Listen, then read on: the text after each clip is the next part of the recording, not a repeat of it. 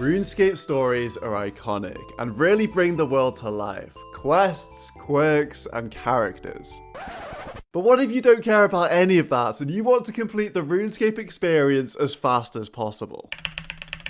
I plan to go from Tutorial Island to full quest completion in world record time. Welcome to my new series, The Questcape Speedrun.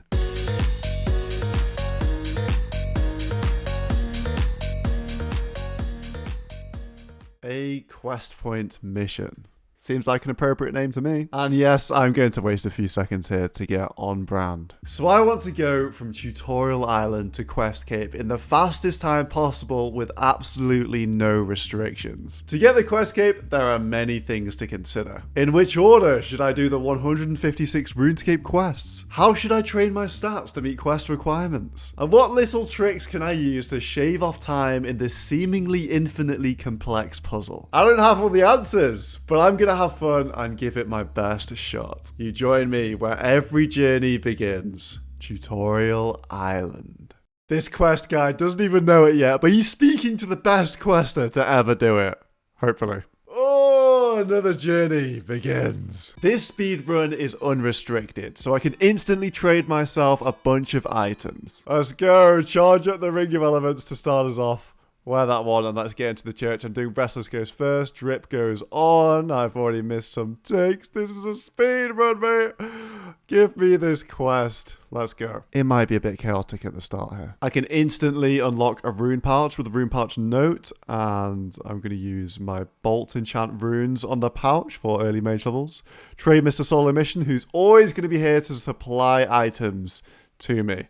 The goal is early quests, and I'm going to knock out a load of them. No time for small talks there. I've brought the items with me. Cook's assistant is done. Straight upstairs, I'm starting Rune Mysteries, and we're going to the water altar with the Ring of the Elements, which teleports you to rune crafting altars, because we're doing step 2 of Restless Ghost in the Swamp. At this early stage, the name of the game is to try and do as many quests at the same time as possible. For example, I'm coming to the Wizard's Tower to do 3 quests at the same time. The next step of Rune Mysteries, I'm grabbing the Skull for Restless Ghost, and I'm completing Imp Catcher all in one trip, which saves a lot of time. I then could come back and finish off Rune Mysteries. What am I doing?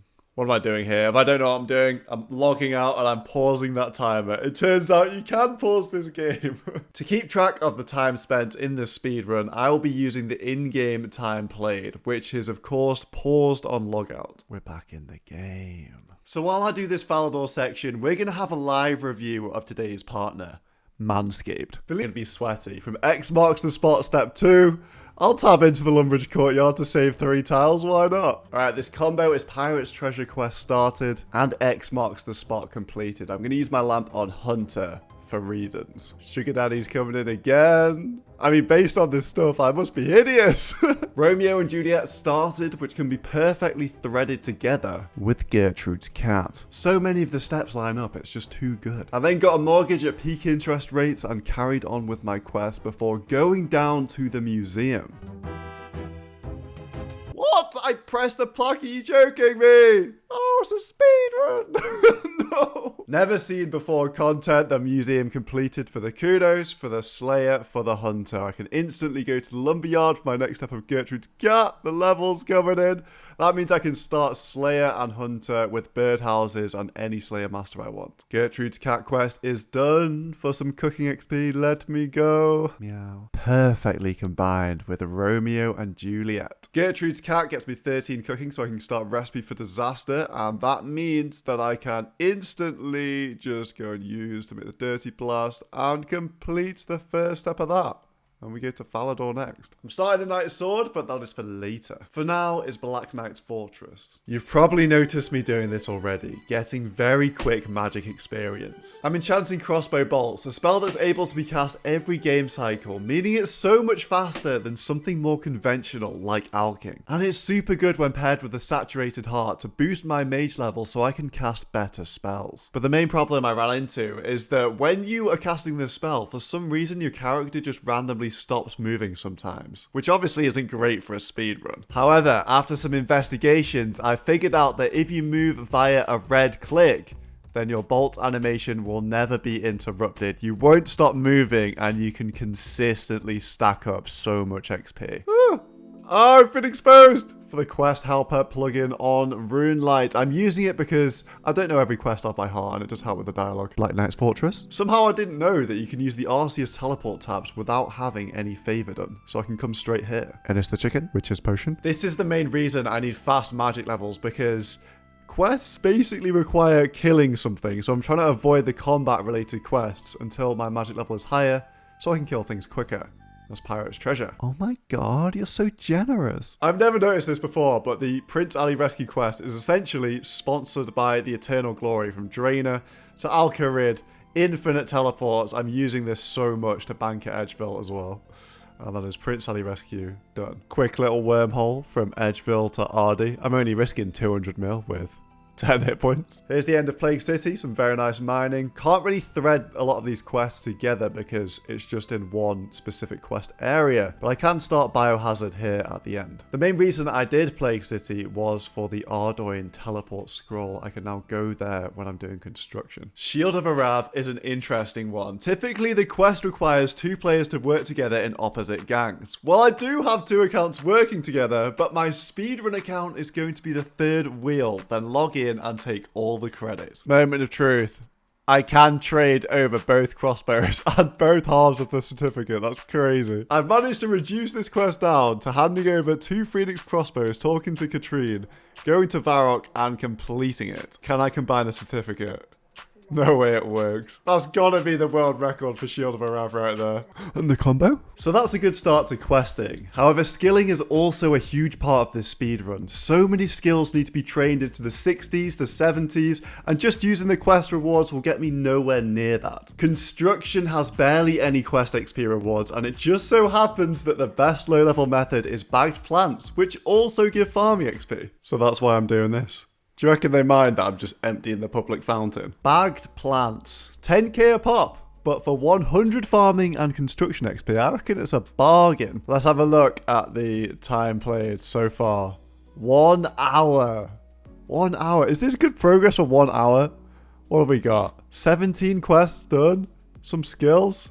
I don't think it's too bad. First skilling grind done. And by grind, I mean 20 minutes, getting 32 construction and farming. As soon as you hit 33 construction, oak ladders are the way to go for construction XP. It's twice as fast as the bagged plants. Obviously, I don't get the farming XP. However, farming will sort itself out later on through trees. For now, oak ladders, unnoting the oak planks. We're balling. That's 40 construction. And the whole reason I unlocked the RD teleport is so I can tab right here and get myself a humble servant. Disclaimer, if you're poor on Runescape, it's time to close your eyes. Have you ever heard of an item called condensed gold? 1 bar costs 10 mil. So 10 of them cost 100 mil. And I'm about to blow 100 mil on one bit of furniture right here. The sink space, the gold sink. Yes, 50 construction for the culture. And if you had your eyes open, you'll have seen that that gave me 11,000 construction experience. And now I can hire a demon butler. Sadly, I can't carry on with gold sinks for the rest of my training, as if I did that, it would cost me 6 billion RuneScape gold to get to 70 construction. Instead, I'm going to be doing the very cheap in comparison mahogany tables. I mean, it's not exactly slow, is it? Right, last table, yes. I need 70 construction, but I'm going to leave it there at 69 and Quest XP will finish it off for me. Wait, let's see if this guy's home. No way. While I'm at the house portal, I figure I may as well start training my prayer. Now, prayer is used anytime you do combat, so it's a good one to get out of the way early here. I've hired somebody to run bones to the gilded altar for me. Not sure why he's wearing slave robes. Maybe it's a statement about his working conditions. But this is just as fast as the wilderness altar, minus the chance of getting PK'd. Woo! 70 prayer.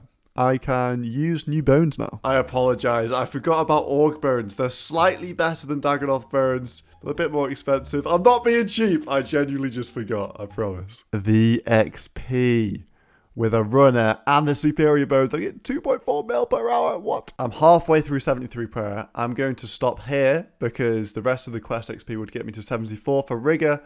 but I don't even know if I'll get 70 defense for that. I need 85 combat. That's the main reason I've got my prayer so high. What that's going to look like, I've got no idea. It's a problem for a couple of weeks from now. Good transport links will save me a lot of time on the speedrun, and one of the best ways to get around the game are fairy rings that exist in remote locations. I need to do Fairy Tale Part 1 to unlock them, which requires a few quests, 36 woodcutting, and 31 crafting. I just can't stop going to the wilderness with all my stuff on me. I am doing a trifecta of RD quests right now. Hazeal Cult, Clock Tower, and Monk's Friend for the woodcutting, which is what I'm focusing on right now. But they can all be done together. Hazeal Cult. The combination of Monk's Friend and Clock Tower steps does save me a bit of time here, along with all the Hazeal stuff I did as well. Clock Tower. And the best way to train early woodcutting. 1 to 13, this gives 2k XP. So there isn't too much quest XP you can get for woodcutting without having to do a lot of other things first. So I decided that I was just going to go and train it, and I can use my mains house portal to get to Korend Castle quickly. 13 woodcutting, no problem. With an Axeman's Folly M, I can boost up to 15 woodcutting and start 2-ticking oaks. 2-ticking is a high action manipulation which takes the time to cut a log from 4 game cycles to 2 game cycles, making woodcutting twice as fast. And the secret?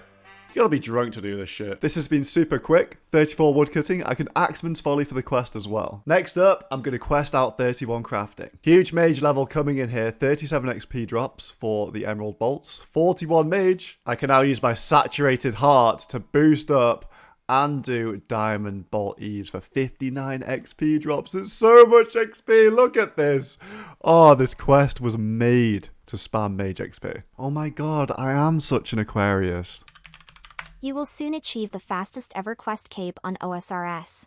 And gain thousands of new subscribers. Wow, you should subscribe. Jagex decided that this Halloween event from 2017 was so good that it got turned into the Misthalin Mystery Quest.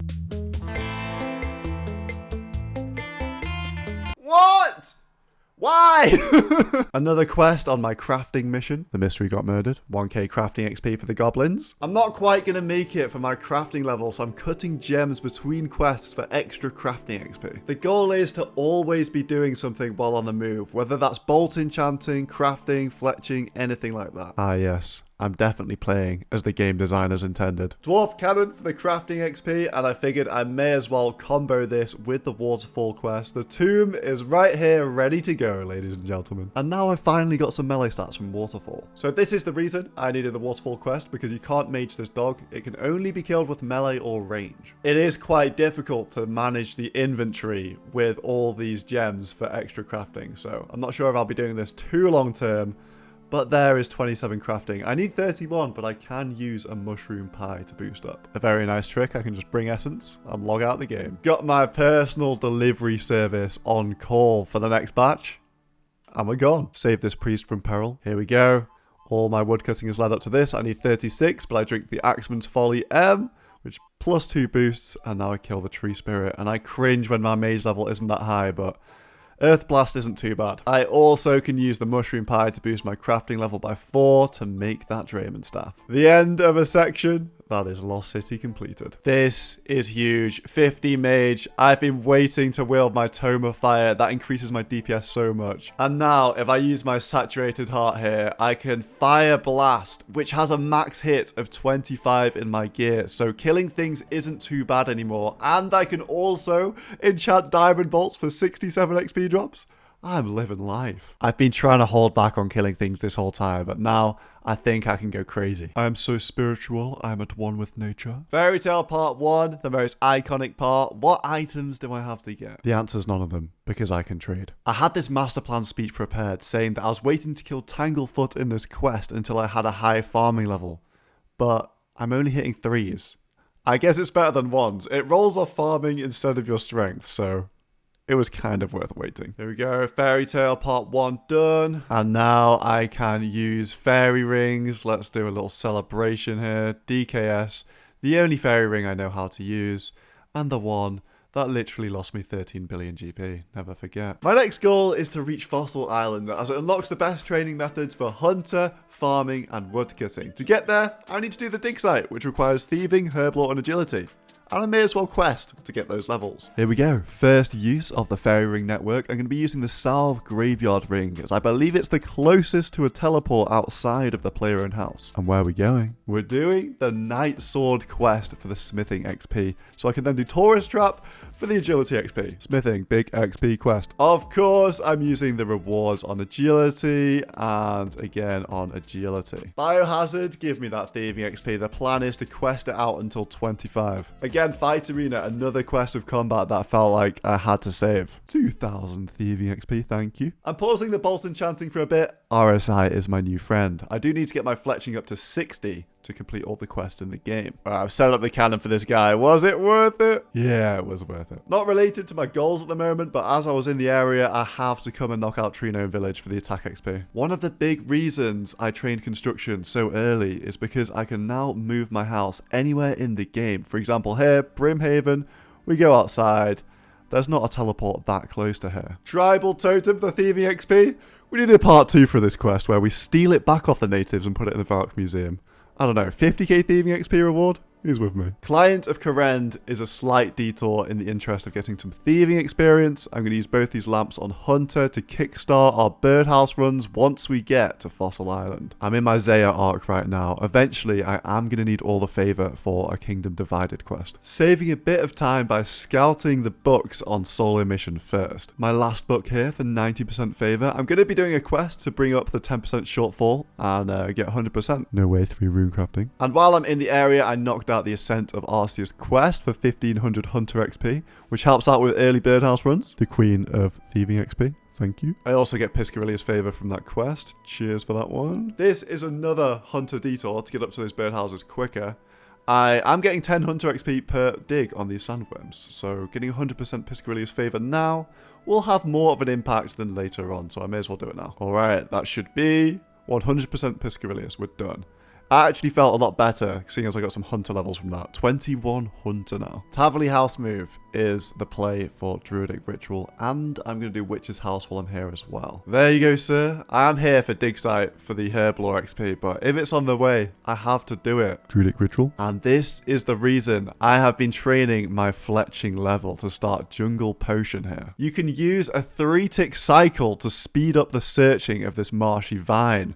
Now, this can normally take anywhere from 30 seconds to 5 minutes, but it should be quick. There we go. Done and dusted. Save me time, though. And again, every 3 ticks, I get a chance to find the herb instead of every million ticks or whatever it is normally. Come on. This guy must be like, what the hell is this weirdo doing? Jungle Potion. That's my herb lord done. And finally, dig site quest for all that mining XP, some herblore as well for Fossil Island. Wow, can you really believe that people want to make this into a skill? What can I even do here? It's going down! I can't do anything, bro. My new home, Fossil Island. We are here. Oh my god, I just found the Giga Mage XP farm. I clicked on that tree and I've been running for years. But Fossil Island is unlocked. I'm going to be doing birdhouses, tree runs, and maybe some wood cutting here. The farming adventure begins. I need 70 farming for Song of the Elves, and if I can get away with it, I'll train it on hardwood trees the entire time. Teak and mahoganies give way more XP than the other trees for that level, so that is the plan. Now, let's talk about Hunter. I need level 70 for Song of the Elves, and the best way to train it is through birdhouses. You can loot 4 birdhouses every 50 minutes for a lot of XP. But if I want to save as much time as possible, the best thing to do is to never leave Fossil Island and just log out after a birdhouse run so I can log back in at exactly where I need to be and start the next one. However, taking this concept to the extreme would mean only doing 1 birdhouse per login. But if I did that, it would take about 60 days of real life time to finish Hunter, plus I'm going on holiday for a month, so we'd be looking at about 3 months total. And by that time, Desert Treasure 2 probably would have come out, and I'd have to do that quest, which would erode all the time savings. So I decided that I would do 3 birdhouse runs with logging out in between for 1 hour and 15 minutes of total playtime. It's a significant saving over doing it conventionally, but going any lower would have a real life impact on me. I'll be doing all my birdhouse runs on a PvP world because it doesn't have a lobby screen which saves wasting time. So this is how we're going for the birdhouse runs, log into the PvP world. Instantly, I can do one house, spawning right on top of it. I can go to a second one in Verdant Valley. These two are super close. Take the tree. Now, I'm only going to do the north one here in the Mushroom Meadow because the south one is way too far to run down. So do that. And then I log out. Set the alarm for the next one, and we rinse and repeat and rinse and repeat. I've completed 43 out of the 156 RuneScape quests in only 7 hours. How long do you think it'll take me to get the quest cape?